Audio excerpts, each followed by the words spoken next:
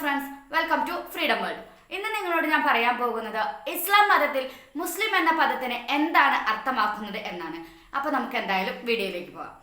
ഇസ്ലാം മതത്തിൽ വിശ്വസിക്കുന്നവരെയാണ് മുസ്ലിം എന്ന പേര് കൊണ്ട് ഉദ്ദേശിക്കുന്നത്. ദൈവത്തിന് സർവം സമർപ്പിച്ച് ജീവിക്കുകയും ദൈവ സന്ദേശം പ്രചരിപ്പിക്കുകയും ദൈവത്തിന്റെ മഹത്വം ഉയർത്തിപ്പിടിച്ചവരുമായ ഇസ്ലാം പ്രവാചകന്മാരെല്ലാം മുസ്ലിം ആയിരിക്കും എന്നാണ് പറയുന്നത്. മുസ്ലിം എന്ന പദത്തിനർത്ഥം അല്ലാഹുവിന് സർവസ്വം സമർപ്പിച്ചവർ എന്നാണ്. ഇത് ഇസ്ലാം മതവിശ്വാസികളെ അഭിസംബോധന ചെയ്യുന്ന പ്രയോഗമാണ്. അന്ത്യപ്രവാചകനായ മുഹമ്മദിന് ശേഷം ഒരാൾ മുസ്ലിം ആകുന്നതിന് തൗഹീദിന്റെ വചനം മനസ്സിൽ ഉറപ്പിച്ച് നാവുകൊണ്ട് ഉച്ചരിക്കേണ്ടതുണ്ട്. ദൈവമല്ലാതെ ആരാധനയ്ക്ക് അർഹനില്ലെന്നും മുഹമ്മദ് ദൈവത്തിന്റെ പ്രവാചകനാണെന്നുമാണത്.